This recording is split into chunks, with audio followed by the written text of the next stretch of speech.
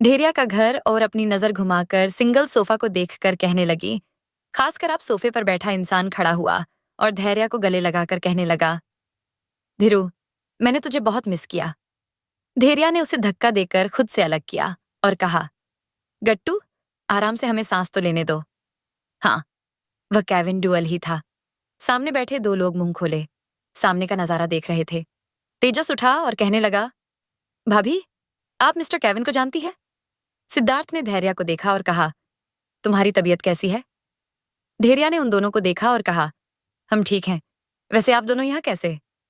सिद्धार्थ ने लंबी सांस ली और कहा, मैं तुम्हारी तबीयत देखने आ रहा था और तेजस जबरदस्ती मेरे साथ आ गया। जब हम यहाँ पहुंचे तो मिस्टर केविन हमें बाहर ही मिल गए। धैर्या ने कहा, अच्छा ठीक है, आप सबने लंच नहीं किया हो तो हमारे साथ कर लें। तीनों लड़के तुरंत धैर्या के पीछे डाइनिंग हॉल में आ गए, पर जैसे ही उन तीनों की नजर डाइनिंग टेबल पर बैठे इंसान पर गई, वह सब अपनी जगह जम गए। वायु चेयर पर बैठकर अपनी खतरा नजरों से लड़कों को देख रहा था, खासकर केविन को। उसने उसे धैर्या को गले लगाते देखा था और उस समय उसे बहुत गुस्सा आ रहा था। धैर्या ने पहले वायु को देखा और फिर केविन। सिद्धार्थ और तेजस को उसे समझ नहीं आ रहा था कि वह वायु के यहाँ होने पर उन्हें क्या कहे। उसने फीकी सी मुस्कान के साथ कहा, आपसे बैठिए, हम लंच लगाते हैं। सिद्धार्थ तेजस तुरंत वहां बैठ गए, पर केविन अभी भी कंफ्यूज था। उसने जब सिद्धार्थ तेजस को ढेरिया के घर के बाहर देखा तो उसे इतनी हैरानी नहीं हुई, पर वायु को वहां देखकर उसका दिमाग काम करना बंद कर चुका था। तभी उसके कानों में धैर्य की आवाज आई।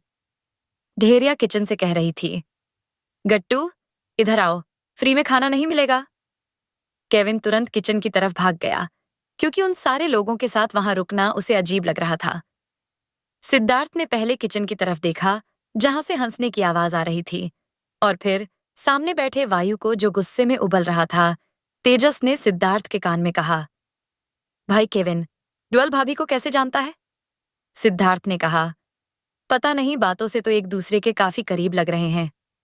वह लोग अपनी बातों में इतना खो गए कि उन्होंने अपने सामने बैठे नीली आंखों वाले राक्षस को देखा ही नहीं, जो उन्हें खा जाने वाली नजरों से घूर रहा था। इससे पहले कि वायु कुछ कहता, धैर्य और केविन किचन से बाहर आ गए। केविन ने खाना टेबल पर रखा और धैर्य से कहा, वैसे धीरू, तू तो बहुत अच्छा खाना बनाना सीख गई है। धैर्य ने उसके पेट में मुक्का मारा और कहा, तुम्हारा मतलब क्या है कि हमें पहले नहीं आता था? केविन हंसते हुए अपनी चेयर पर बैठा और कहने लगा, धीरू, क्या तुझे याद नहीं? तेजस ने उनकी बात में इंटरेस्ट लेते हुए कहा, मिस्टर केविन, आप भाभी को कैसे जानते हैं?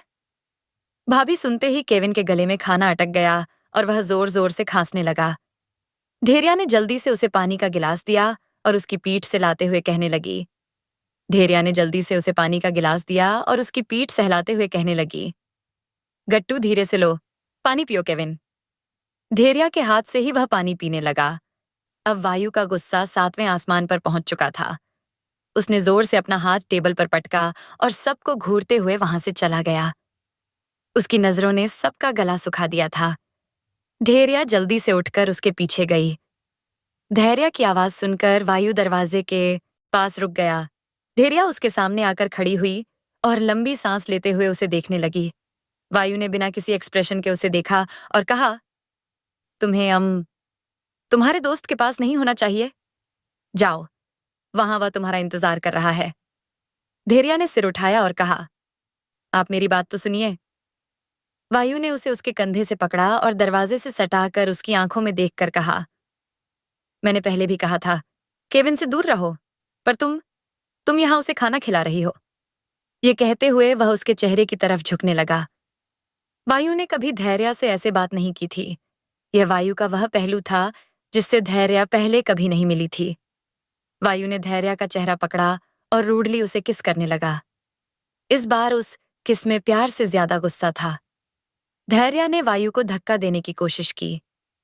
वायु ने उसके दोनों हाथ को पकड़ लिया और धैर्य के होठों पर बाइट कर दिया। दोनों के मुंह में अब सिर्फ खून का स्वाद आ रहा था। वायु धैर्य से अलग हुआ और उसके होठों पर लगे खून को साफ करते हुए कहने लगा, जान, भले ही तुम इस रिश्ते को नहीं मानती, पर मेरी बात ध्यान से सुन लो। गलती से भी किसी और के करीब जाने की कोशिश भी मत करना, वरना तुमने मेरा प्यार देखा है, मेरा 7 सालों को जुनून नहीं। इतना कहकर वह उसके माथे पर किस कर कर बाहर चला गया। धेरिया दूर खड़ी दरवाजे को देखने लगी। उसे वायु की बातें समझ नहीं आ रही थीं। उसने सुबह ही तो उससे इस रिश्ते को मौका देने के लिए कहा था, तो वह ऐसे बिहेव क्यों कर रहा था?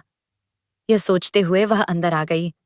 उसने देखा टेबल का सारा खाना गायब था और केविन, सिद्धार्थ और तेजस एक दूसरे को घूर रहे थे। ढेरिया को वहां देखकर उन तीनों ने एक दूसरे की तरफ उंगली करी और कहा, इसने सब खत्म किया। असल में वायु और धैर्य के वहां से जाने के बाद उनसे खाना देखकर कंट्रोल ही नहीं हुआ और उन्होंने सब खा लिया। धैर्य ने देखा कि तीनों एक दूसरे पर इल्जाम लगाकर झगड़ा कर रहे थे, तो वह उनसे तेज आवाज में कहने लगी, अच्छा ठीक है, आप सब शांत हो जाइए, हमें कुछ बात करनी है। तीनों लड़के शांत होकर ढेरिया को देखने लगे। इधर वायु अपनी गाड़ी तेजी से आगे बढ़ा रहा था। उसे बार बार धैर्य का केविन की केयर करना, उससे बात करना याद आ रहा था। वायु को नहीं पता था कि वह धैर्य के लिए अब और पॉजिटिव होने लगा था। वायु हमने सामने देखा और कार के ब्रेक लगा दिए। सामने कई सारी गाड़ियां खड़ी थीं। वह रोड बिल्कुल खाली था और कल वायु ने अपने गार्ड को भी उसके साथ आने से मना कर दिया था। वायु कार के बाहर आया और बिना किसी एक्सप्रेशन के उन कार को देखने लगा। तभी कार में से कई सारे लोग बाहर आए जिनके हाथों में हथियार थे और वो वायु की तरफ बढ़ रहे थे। उन्होंने एक दूसरे की तरफ देखा और कहा, कॉन्ट्रैक्ट देने वाले ने तो कहा था कि इसे मारने को कई सारे लोग लगेंगे, पर यह तो अकेला ही है। एक आदमी ने वायु को ऊपर से नीचे तक देखा और कहा, इसे तो मैं अकेला ही संभाल लूंगा। यह कहकर वह उसकी तरफ बढ़ रहा था।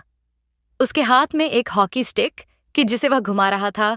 बाकी सारे गुंडों ने वायु को उस आदमी पर छोड़कर आपस में बातें करना शुरू कर दिया था। तभी उस सुनसान सड़क पर किसी की दर्द भरी की कुंजी उन सारे गुंडों का ध्यान तुरंत उतर गया। उन्होंने देखा कि जो आदमी वायु पर हमला करने गया था, उसका हाथ पूरी तरह मुड़ चुका था और उसके मुंह से खून निकल रहा था। उस आदमी की हालत इतनी भयानक थी कि एक पल के लिए उन सारे गुंडों की रूह कांप उठी। उन्होंने वायु की तरफ देखा, जिसके हाथ में वही हॉकी स्टिक थी और उसका चेहरा पूरी तरह शांत, जैसे उसने कुछ किया ही ना हो।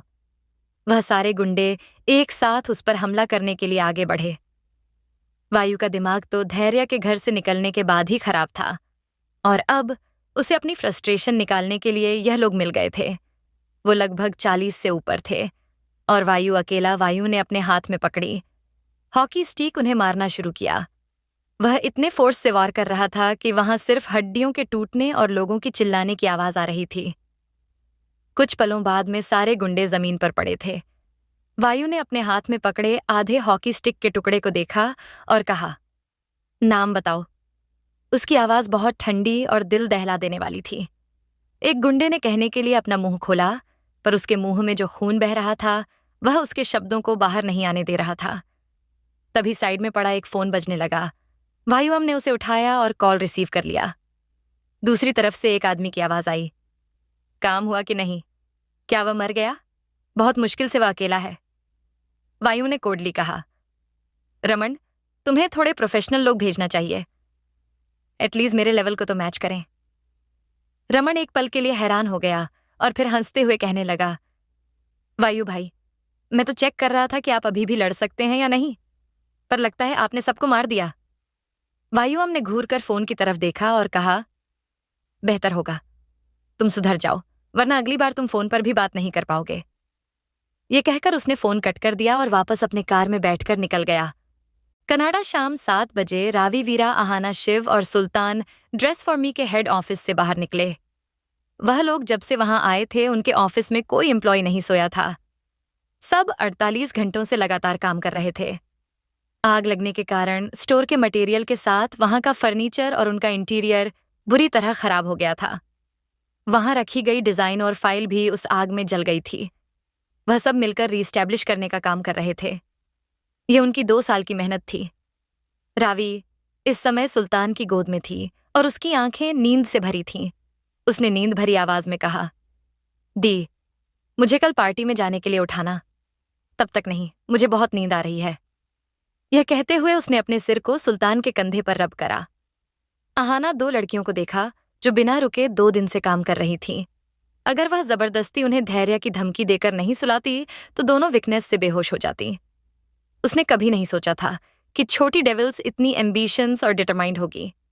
यह सब सोचते हुए हो आगे चल रही थी कि उसने देखा बाकी सारे लोग अपनी जगह पर रुक गए हैं और सामने देख रहे थे। उसने जैसे ही सामने देखा उसकी आंखें बड़ी हो गईं। धैर्य का घर, सिद्धार्थ, तेजस, केविन और ढेरिया लिविंग रूम में बैठे थे। ढेरिया ने लंबी सांस ली और कहा, हमें आप सबकी मदद चाहिए। तेजस ने कहा, बोलिए भाभी, कैसी मदद? केविन ने कहा, 1 मिनट पहले तुम यह बताओ कि तुम उसे भाभी को कह रहे हो, और धैर्य, वायु, तेजस और सिद्धार्थ यहां क्या कर रहे हैं? धैर्या ने कहा, गट्टू, पहले हमें कहने दो, हम बाकी सब तुम्हें समझा देंगे। सिद्धार्थ ने कहा, तुम बोलो। धैर्या ने गंभीर होकर कहा, हर्ष वायु का बेटा नहीं है ज्योति। आप सबको 7 सालों से गुमराह कर रही है। असल में सरोगेसी प्रोसेस उसके साथ हुआ ही नहीं था। तेजस ने कहा, क्या? पर कैसे? हमने सारे टेस्ट करवाए थे। सिद्धार्थ ने तेजस के कंधे पर हाथ रखा और कहा, धैर्या, आगे कहो।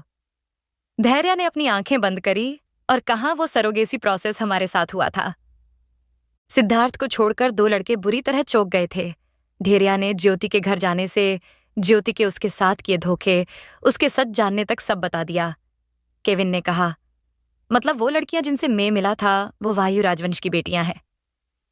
तेजस सोफे से कूदकर खड़ा हुआ और कहने लगा, मतलब भाभी के साथ 2 भांजियां फ्री। केविन ने उसे घूरा और कहा, न्यूज़ तो ठीक है, पर धीरू, तुम्हारी भाभी कैसे हुई? धैर्या ने केविन से कहा, गट्टू, हमारी वायु से शादी हो गई है और अभी बताने का समय नहीं है कि वह सब कैसे हुआ। केविन का शादी शब्द सुनकर दिल बैठ गया, पर उसने खुद को संभालते हुए कहा, अच्छा, तुम्हें क्या मदद चाहिए? धैर्या ने कहा, वो बच्चा वायु का नहीं है, असल में वो राघव का बेटा है। धैर्या जब ज्योति के घर रहती थी तो उसने कई बार एक दूसरे के करीब आते देखा था और हर्ष का चेहरा भी राघव से काफी मिलता था। धैर्या ने 4 ट्रांसपेरेंट पाउच टेबल पर रखे और इसमें वायु, रावी, वीरा और हर्ष के बाल है। हम चाहते कि सिद्धार्थ आप इनकी जांच करें।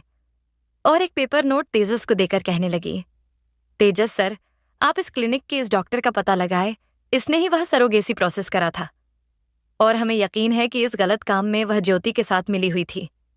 इनके पास रिकॉर्ड जरूर होंगे, हो सके तो इसे आप अपने साथ ले आए।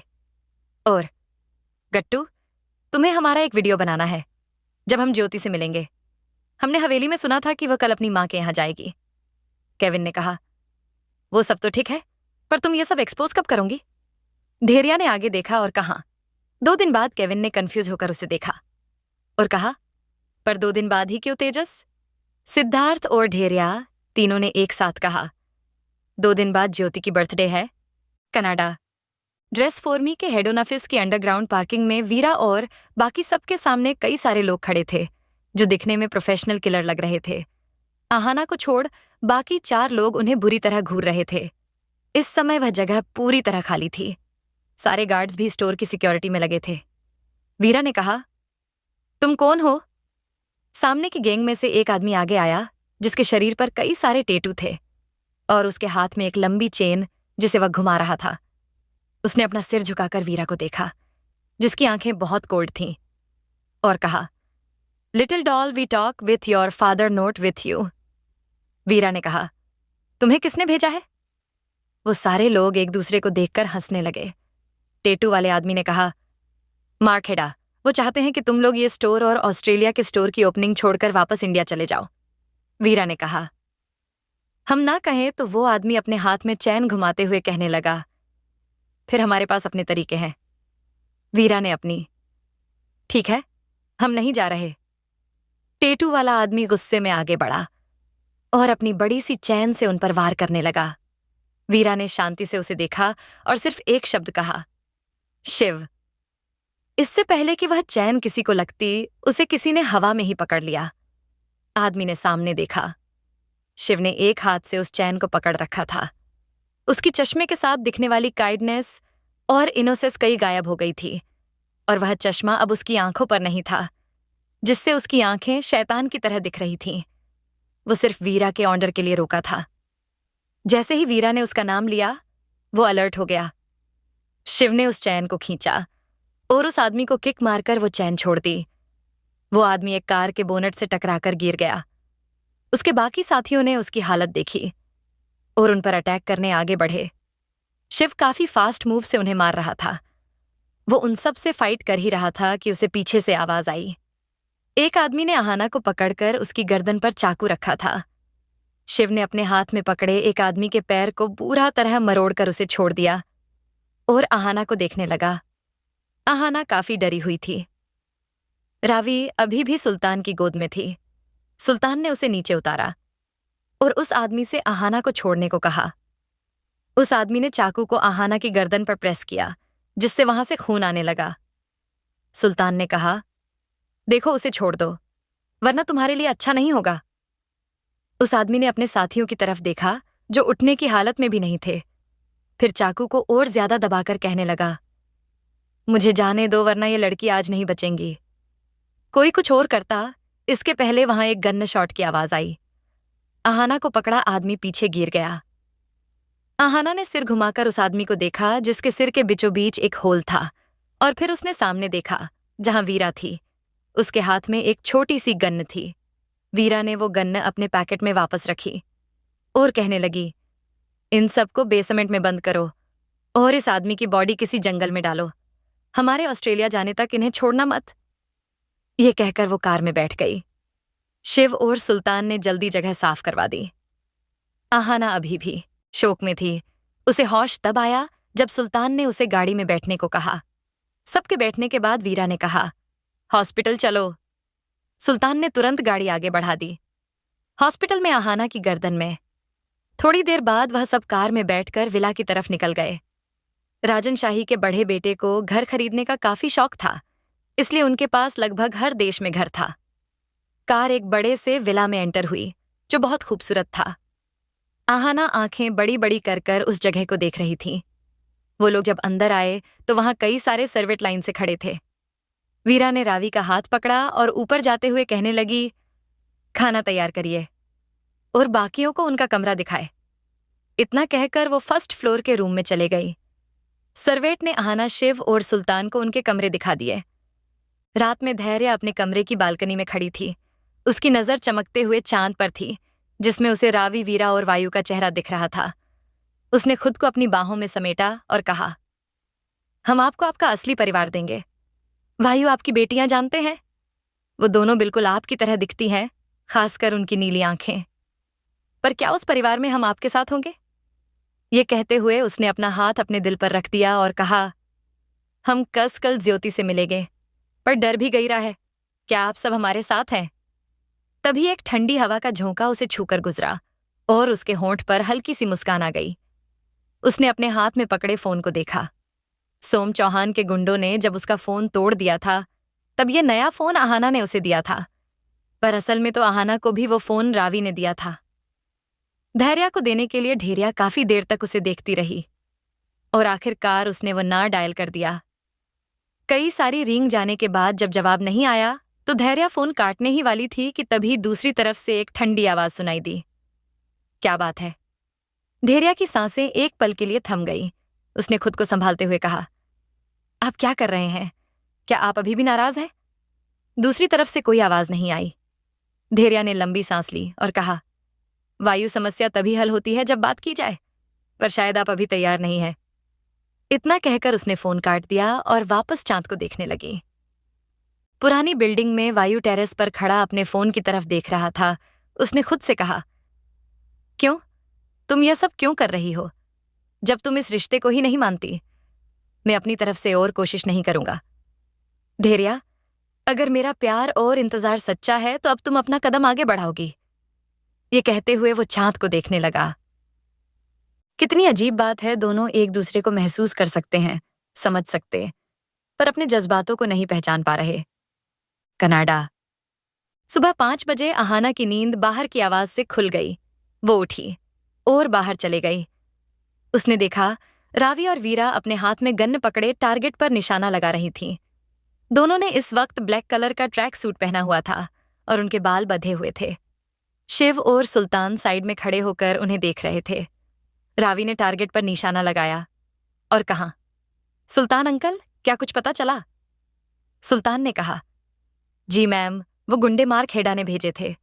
उनका फैशन स्टूडियो हमारे स्टोर से पिछले 1 साल से कंप्लीट कर रहा है, बट वो फर्स्ट पोजीशन पर नहीं आ पा रहे और इसलिए वो नहीं चाहते कि हम यहाँ अपने स्टोर्स ओपन करें, क्योंकि ये जगह उनका बेस है। यहीं से उन्हें सबसे ज्यादा प्रॉफिट होता है। और एक बात और है मैम। इतना कहकर वो चुप हो गए। वीरा ने अपनी गन नीचे रखी और कहने लगी, आगे कहिए। गार्डन की येलो लाइट उन 2 लड़कियों के चेहरे पे थी जो काफी शांत था। इस समय सूरज न उगने के कारण आसमान अभी भी थोड़ा काला था। सुल्तान ने कहा, मैम, स्टोर में आग भी मार्क हेडा ने ही लगवाई थी। सुल्तान की बात खत्म होते ही ऐसा लग रहा था जैसे वहां का तापमान गिर रहा है। एक ठंडी आवाज उस शांत गार्डन में गूंजी। रावी ने कहा, तो मिस्टर हेडा को गेम खेलना है? शिव भैया, क्या मिस्टर हेडा सेरेमनी में इनवाइटेड है? शिव ने हाँ में गर्दन हिलाई। रावी ने कहा, रिबन कटने के तुरंत बाद मुझे मिस्टर हेडा के कनाडा और ऑस्ट्रेलिया के सारे स्टोर में ब्लास्ट की न्यूज चाहिए। उन्हें भी तो पता चले कि जब कोई आपकी मेहनत खराब करता है तो कैसा लगता है। इस समय वह क्यूट रावी नहीं लग रही थी। इस समय उसमें वायु की परछाई दिख रही थी। शिव ने सिर हिला दिया और वहां से चला गया। वो भले ही वीरा के ऑर्डर ज्यादा सुनता था, क्योंकि डिसीजन मेकर वही थी, पर रावी भी उसकी मैम ही थी। वो बाहर से नहीं बल्कि अंदर से ज्यादा क्रूअल थी। अहाना पूरा टाइम गार्डन डोर के पास मुंह खोलकर खड़ी थी।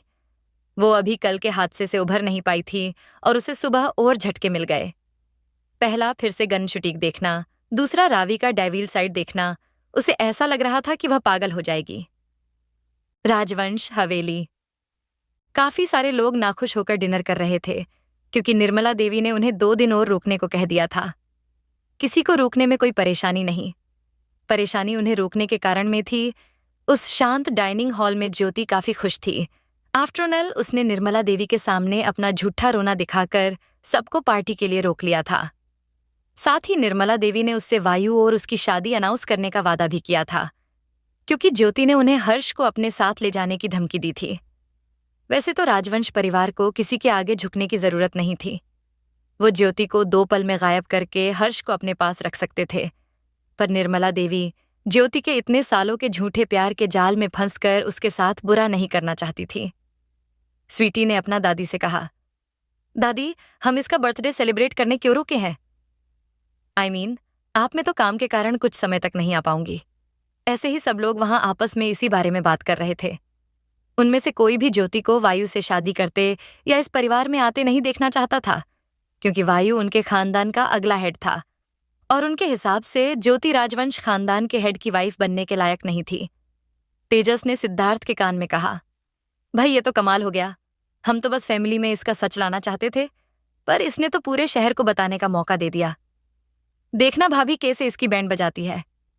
सिद्धार्थ ने उसे घूरा और कहा, चुप कर भाभी के चमचे खाना खा और ढेरिया के कहे काम को करने निकल। ये कहकर सिद्धार्थ ने निर्मला देवी की तरफ देखा और कुछ सोचने लगा। थोड़ी देर बाद निर्मला देवी के कमरे में सिद्धार्थ ने कहा, आप ऐसा कैसे कर सकती हैं? मैंने आपको बताया था कि वो किसी से प्यार करता है। आज से नहीं 7 साल से तो आप उसकी शादी ज्योति से कराने का कैसे सोच सकती हैं? निर्मला देवी ने शांत आवाज में कहा, सिद्धार्थ, तुम्हें समझना चाहिए, ज्योति ने इस घर को वारिस दिया है और आप अच्छे से जानते हैं कि वायु कभी पिता नहीं बन सकते। सिद्धार्थ कड़वाहट से मुस्कुराया और कहने लगा, तो आपके लिए वायु की खुशी से जरूरी आपका वारिस है। पहले भी आपने अपने खानदान को गौरव चाचा और रमन से बचाने के लिए उसे अपने सपनों को छोड़कर वापस बुला लिया था, पर दादी सा, आप अपने फैसले पर पछताएगी। ये कहकर वो बाहर चला गया। पहले उसने निर्मला देवी को ढेरिया, रावी और वीरा के बारे में बताने का सोचा था, पर उनकी बातें सुनकर उसने चुप रहने का फैसला किया। अब उसे समझ आ रहा था कि क्यों वीरा अपनी मम्मी को इन सब से दूर रखना चाहती है। उसने खुद से कहा, ठीक है दादी सा, अब आप 2 दिनों का इंतजार करिए। ढेरिया का घर। रात 12 बजे एक लंबी सी परछाई खड़ी होकर बेड पर लेटी सुंदर लड़की को देख रही थी, जिसका चेहरा चांद की रोशनी में चमक रहा था। वो परछाई धीरे धीरे बेड की तरफ बढ़ने लगी। उसके झुकने पर चांद की रोशनी में उसका चेहरा और नीली आंखें दिखने लगी। वायु ने खुद को बहुत रोका, पर उसका दिल उसे ढेरिया के पास खींच लाया था। वायु ने बेड पर लेटकर धैर्य का चेहरा ध्यान से देखा। उसके काले घने बाल जो बेड पर बिखर गए थे, उसकी बंद आंखें और बड़ी बड़ी पलकें, उसकी छोटी सी नाक और उसके गुलाबी होंठ। उन्हें देखते ही वायु का मन उन्हें किस करने का होने लगा। वो अपने अंगूठे से उसके होंठ को सहला रहा था, जहां एक छोटा सा कट था जो वायु ने उसे सुबह दिया था। वो झुका और धीरे से उसके होंठ पर किस करके कहने लगा, सॉरी, मैंने तुम्हें हर्ट किया। ये कहते हुए वो हल्की हल्की किस उसके पूरे चेहरे पर करने लगा। उसका एक हाथ उसके बालों और दूसरा उसकी गर्दन पर था। वायु की गर्म सांसों की तपीश और उसकी छुअन से ढेरिया के होंठों पर सुकून भरी मुस्कान आ गई। वो जो दवाइयां रात में लेती थीं, उससे उसे बहुत गहरी नींद आती थी। वो नींद में ही अपने हाथ से वायु के चेहरे को ढूंढने लगी। जैसे ही उसके हाथ वायु के बालों पर गए, वो धीरे धीरे अपना हाथ नीचे लाने लगी। उसका सॉफ्ट हाथ वायु की आंखों से होते हुए उसके होंठ तक पहुंच गया था। वायु, जो ढेरिया के इस एक्शन से काफी हैरान था, उसने ध्यान से उसे देखा। वो लड़की अभी भी सो रही थी। तभी धैर्य ने अपने होंठ वायु के होठों के साइड में रख दिए, पर उसका फेस खुश नहीं लग रहा था। वो धीरे धीरे उसके फेस पर किस करने लगी। फाइनली वो वायु के होंठों तक पहुंच गई। उसने वायु के होंठ को लिक करना स्टार्ट कर दिया, जैसे वो कोई कैंडी है। और फिर बाइट। दर्द के एहसास से वायु होश में आया और धैर्य को खुद से दूर करने लगा। जैसे ही उसने ढेरिया को खुद से दूर करा, वो नींद हमें ही रोने लगी। वायु आंखें बड़ी बड़ी कर उसकी हरकतें देख रहा था। उसने उसे उठाने की कोशिश की, पर ढेरिया उठ ही नहीं रही थी। उसने अपने फोन से जल्दी से सिद्धार्थ को कॉल लगा दिया। राजवंश हवेली। सिद्धार्थ तेजस आराम से बेड पर सो रहे थे। तभी सिद्धार्थ का फोन बजा। तेजस ने सिद्धार्थ को आवाज दी, पर वो नहीं उठा। तेजस ने सिद्धार्थ को लात मारकर जमीन पर गिरा दिया था। सिद्धार्थ हड़बड़ाते हुए उठा और घूरकर तेजस को देख कहने लगा, तेजस, ये क्या है? तेजस ने कहा, भाई आपका फोन। सिद्धार्थ ने जैसे ही अपने फोन पर वायु का नाम देखा, उसने तुरंत कॉल रिसीव कर लिया। दूसरी तरफ से वायु की धीमी और गुस्से भरी आवाज आई, क्या फोन उठाने के लिए इतना समय लगता है? सिद्धार्थ के हाथ से लगभग फोन गिर ही गया था। उसने खुद को शांत किया और कहा, बात क्या? हे वायु ने बेड की तरफ देखा, जहां ढेरिया उसे ही अपने हाथों से ही बेड पर ढूंढ रही थी। उसने ढेरिया के वियर्ड कंडीशन के बारे में बताया। सिद्धार्थ ने गहरी सांस ली। उसे पता था जो नई मेडिसिन ढेरिया ले रही है, उसके कुछ साइड इफेक्ट जरूर होंगे। वायु की सारी बातें सुनकर उसने कहा, उसे शायद किसी मेडिसिन का साइड इफेक्ट हुआ है, जो मैंने आज उसे घर पर उसकी वीकनेस के लिए दी थी। वायु ने कहा, मैं क्या करूं? सिद्धार्थ ने कहा, उसे अनड्रेस करो और रूम टेम्परेचर कम करके उसे वैसे ही सुलाओ। वायु की आंखें छोटी हो गईं और उसने कहा, क्या सिर्फ यही कर सकते हैं? सिद्धार्थ ने कहा, यार वो तेरी वाइफ है, क्या तू चाहता है ये कोई और करे? वायु ने बिना कुछ कहे फोन काटा। सिद्धार्थ ने अपने फोन को देखकर गहरी सांस ली और सोचा कि वो बहाने बनाने में अच्छा होता जा रहा है। कॉल कट करने के बाद वायु मुड़ा और धैर्य को देखने लगा, जो बेचैनी में अपने कपड़े खींच रही थी। उसका चेहरा पसीने से भरा था। उसने गहरी सांस ली और उसकी तरफ बढ़ गया। उसने अपने हाथ उसके कपड़ों की तरफ बढ़ाए और वापस खींच लिए। उसने कमरे की सारी डीम लाइट को ऑफ कर दिया और बेड पर लेटी परछाई के कपड़े उतारने लगा। ढेरिया के कोमल शरीर को वायु का हाथ बार बार छू रहा था, जिससे वायु का शरीर गर्म हो रहा था। कमरे में पूरा अंधेरा होने के बाद भी ग्लास विंडो से चांद की रोशनी ढेरिया का दूध से भी गोरा शरीर साफ दिखा रही थी। कपड़े हट जाने से ढेरिया राहत महसूस कर रही थी। वही वायु न चाहते हुए भी उसे ही देख रहा था।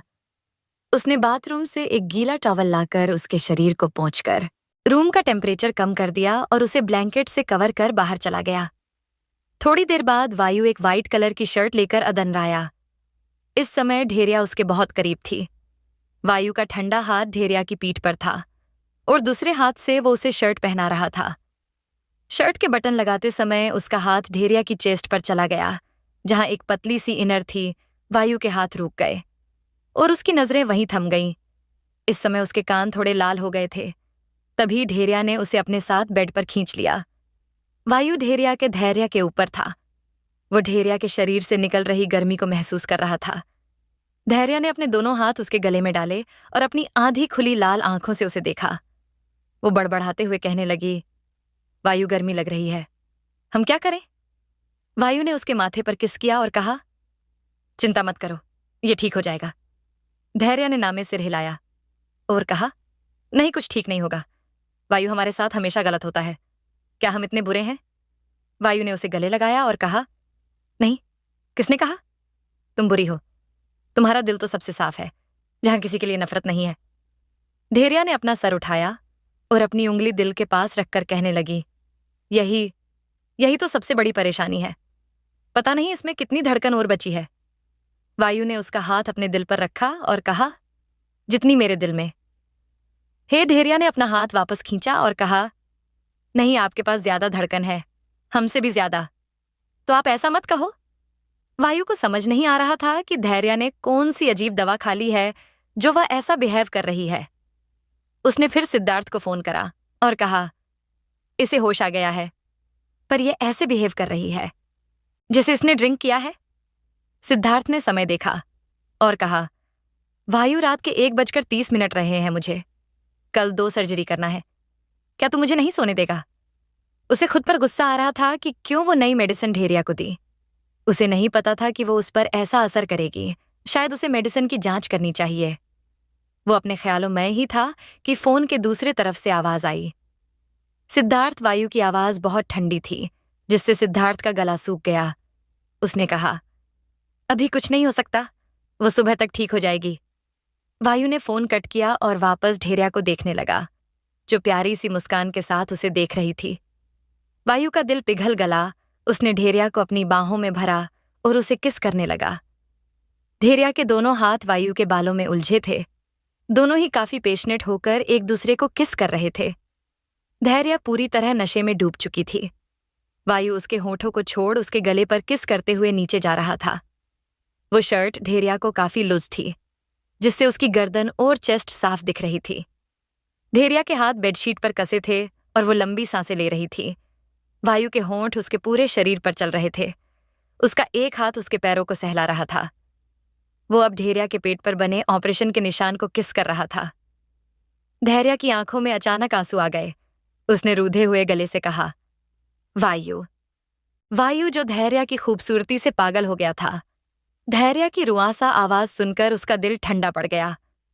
उसने सिर उठाकर धैर्य की आंसू से भरी आंखों को देखा और उसे खुद कर गुस्सा आने लगा कि वो क्यों खुद को कंट्रोल नहीं कर पाया। उसे इतना आगे नहीं बढ़ना चाहिए था। वो यह सब सोच ही रहा था कि एक नर्म हाथ ने उसके चेहरे को छुआ। ढेरिया ने वायु का हाथ पकड़ अपने पेट पर रखा और कहा, वायु, हमें यहां बहुत दर्द हुआ था। ये कहकर वो वायु को वो निशान बताने लगी।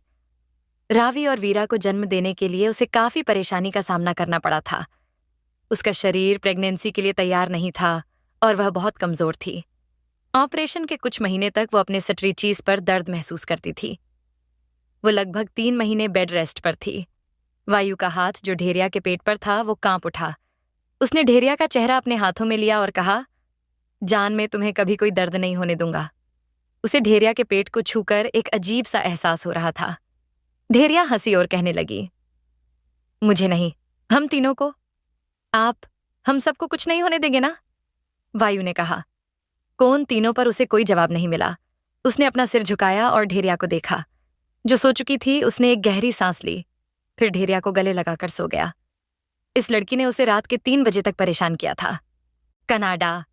दोपहर 12 बजे ड्रेस फार्मी के नए ब्रांच में काफी हलचल थी। सब इधर उधर भाग रहे थे। फ्रंट डोर अभी भी बंद था। 3rd फ्लोर के केबिन में रावी और वीरा कुछ लोगों से बात कर रही थी। सामने बैठी लड़की, जिसका नाम सेम था, वो यहाँ की मैनेजर थी। उसने कहा, मैम, वो बैंड नहीं आ रहा। लास्ट मोमेंट पर उन्होंने मना कर दिया। वीरा की आंखें सिकुड़ गईं। उसने सुल्तान की तरफ देखा। सुल्तान ने कहा, यह भी मार्क हेडा ने ही किया है। उसने उन्हें डबल अमाउंट दिया और उसके पास उनके खिलाफ कुछ ऐसी चीजें हैं जिससे उनका कैरियर बर्बाद हो सकता है। रावी ने गुस्से में फाइल टेबल पर रखी और कहा, यह इंसान, मैं इसे छोड़ूंगी नहीं। वीरा ने कहा, रावी, शांत हो जाओ। और फिर सुल्तान से कहने लगी, ग्रुप ए कहाँ है? सुल्तान ने कहा, वो अभी कनाडा में ही है। वीरा ने कहा, उनका आज का शेड्यूल कैंसिल करो और यहाँ बुलाओ ग्रुप। सुनते ही रावी की आंखों में चमक आ गई। उसने कहा, क्या वो यहाँ आ रहे हैं? ये वो उठी और वीरा को गले लगाकर कहने लगी, दी यू आर बेस्ट। सुबह जब धैर्या की नींद खुली तो उसे अपने सर में बहुत दर्द महसूस हो रहा था। वह उठी और अपना सर पकड़कर कहने लगी, इतना दर्द क्यों हो रहा है? यह कहते हुए वह उठकर खड़ी हो गई। तभी उसे ऐसा लगा जैसे उसे बहुत ठंड लग रही हो। उसने जल्दी से एयर कंडीशनर बंद करा और आगे जाने लगी। तभी उसकी नजर ड्रेसिंग मिरर पर खुद पर गई। आईने में खुद को देखकर उसकी आंखें बड़ी बड़ी हो गईं। उसने अपने दोनों हाथों से खुद को ढका और आसपास देखने लगी। उसने खुद से कहा, हमने क्यों कुछ नहीं पहना है? और यह सफेद शर्ट से किसकी है? उसने महसूस किया कि उसे उस शर्ट से एक जानी पहचानी खुशबू आ रही थी। उसने धीरे से कहा, वायु और कमरे में देखने लगी, जो पूरी तरह खाली था। वह दौड़कर वॉशरूम में गई और फ्रेश होकर कपड़े बदलकर बाहर चली गई। उसे पूरे घर में वायु कहीं नहीं मिला। उसने खुद से कहा, वायु तो नहीं है, तो फिर यह सब क्या था? क्या कोई हमारे घर में आया था? यह सब सोचते हुए उसका शरीर ऊपर से नीचे तक कांप उठा। तभी उसके फोन पर किसी का कॉल आया। उसने फोन रिसीव किया। दूसरी तरफ से केविन की आवाज आई, धीरू, मैं तुम्हारे घर के बाहर हूं, तुम कब आ रही हो?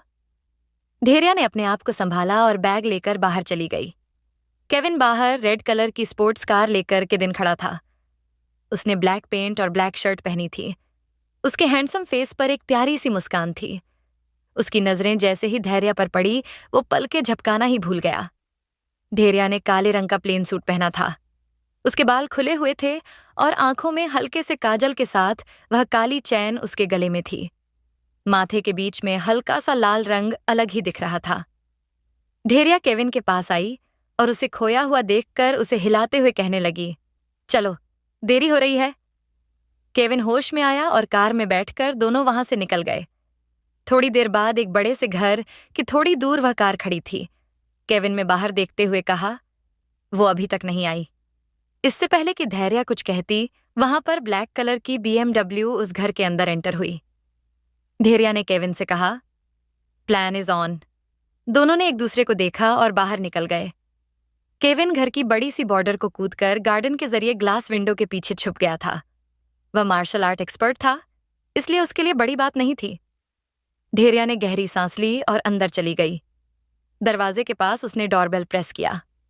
अंदर से एक मेड ने दरवाजा खोला और धैर्या से कहने लगी, आपको किससे मिलना है? धैर्या ने कहा। शुभा कौशिक मेड ने कहा, मैं उन्हें बुलाती हूं। यह कहकर वह अंदर चले गई। थोड़ी देर बाद एक औरत सुंदर सी साड़ी पहनकर सीढ़ियों से नीचे आई। उसके गले में एक डायमंड का नेकलेस चमक रहा था और उसकी होंठों पर घमंड बड़ी मुस्कुराहट थी। उसी के पीछे एक लड़की, जिसने पेंसिल स्कर्ट के साथ पिंक कलर का टॉप पहना था, वह आ रही थी। ज्योति और शोभा धैर्या को उनके घर देखकर हैरान हो गए थे। शोभा गुस्से में आगे बढ़ी और कहने लगी, तुम यहां क्या कर रही हो? धैर्या ने उदास चेहरा बनाया और कहा, हमें आपसे और ज्योति से कुछ पूछना है। ज्योति आगे आई और कहने लगी, तुम्हें क्या पूछना है? धैर्या ने अपना सिर उठाया और कहा, हमें हमारे बच्चों के पिता के बारे में जानना है। यह सुनते ही एक पल के लिए दोनों औरतें हैरान हो गईं। ज्योति ने कहा, तुम्हें क्या लगता है? मैं तुम्हें बता दूंगी। धैर्या आंखों में आंसू लाते हुए कहने लगी, हमें बता दो। देखो, यह बहुत जरूरी है। ज्योति मुस्कुराई और कहने लगी, मुझे नहीं फर्क पड़ता कि तुम्हारे लिए क्या जरूरी है, और उसे बाहर निकालने लगी। धैर्या ने कहा, हर्ष राजवंश खानदान का वारिस नहीं है। हम जानते हैं वो हमारी बेटियां हैं। तुमने उन सबसे झूठ बोला है। ज्योति का चेहरा सफेद पड़ गया और वह बड़ी बड़ी आंखें कर कर धैर्या को देखने लगी। धैर्या ने उसका हाथ पकड़ा और कहा, देखो, तुम्हारे पास अब सब कुछ है। तुमने उन लोगों से काफी कुछ पा लिया है। तुम अब हमारी बेटियों को उनका हक मिलने दो। ज्योति ने धैर्या को धक्का दिया और कहा, तुम्हें क्या लगता है मैं ऐसा करूंगी? हाँ, हर्ष वायु का बेटा नहीं है, वह राघव का बेटा है। राघव को तो तुम जानती हो ना? उसने और मैंने ही तो मिलकर तुम्हें उस सैरोगेसी प्रोसेस में फंसाया था। उन नाजायज लड़कियों को तुम अपने पास ही रखो उन जैसी मनहूस को तुम राजवंश खानदान का नाम देना चाहती हो? यह कभी नहीं होगा। मेरा बेटा हर्ष हमेशा वहां का वारिस रहेगा और मैं वायु की पत्नी बनूंगी। ढेरिया रोते हुए कहने लगी, तुम ऐसा नहीं कर सकती। हम हम उनको सब बता देंगे। ज्योति उसके आसपास चक्कर लगाते हुए कहने लगी, तो तुम बताना चाहती हो? जाओ बताओ, कौन तुम्हारी बात यकीन करेगा? मैंने उन्हें डीएनए रिपोर्ट दी है जो यह साबित करती है कि हर्ष वायु का ही बेटा है। उसे वहां के मिलिट्री हॉस्पिटल से बनवाया गया है जहां से कभी गलत रिजल्ट नहीं मिलते। तुम कुछ साबित नहीं कर सकती। तुम्हारे पास कोई सबूत नहीं है। जिस डॉक्टर ने वह प्रोसेस किया था वह भी अब यहां नहीं रहती। तुम कुछ नहीं कर सकती। यह कहते हुए वह हंसने लगी। ढेरिया पीछे मुड़ी और जाते हुए कहने लगी, पाप हमेशा छुपा नहीं रहता, तुम्हें अपने की का भुगतान करना पड़ेगा। यह कहकर वो चले गई। उसके जाते ही जो मुस्कुराहट दोनों मां बेटी के चेहरे पर थी वह गायब हो गई। शोभा ने ज्योति कहां पकड़ा और कहां तुम्हें क्या लगता है वह कुछ करेगी। ज्योति ने दरवाजे की तरफ देखा और कहा, मैं उसे कुछ नहीं करने दूंगी। यह कहकर उसने एक फोन लगाया और कुछ बातें कहकर कट कर दिया। ढेरिया बाहर निकलकर सीधा केविन की कार में बैठ गई। क्या केविन अपने हाथ में पकड़े फोन को हिलाते हुए कहने लगा, तुमने तो कमाल की एक्टिंग की है। ढेरिया ने सामने देखा और धीरे से कहा, कुछ शब्द दिल से आए थे। केविन ने कुछ नहीं कहा और गाड़ी आगे बढ़ा दी। थोड़ी देर बाद वह लोग राजवंश कॉरपोरेशन की बिल्डिंग के बाहर थे। ढेरिया कार से उतरी और बिल्डिंग के अंदर चले गए। जानने के लिए बने रहिए सिर्फ और सिर्फ एक ही स्टोरी पॉइंट चैनल पर।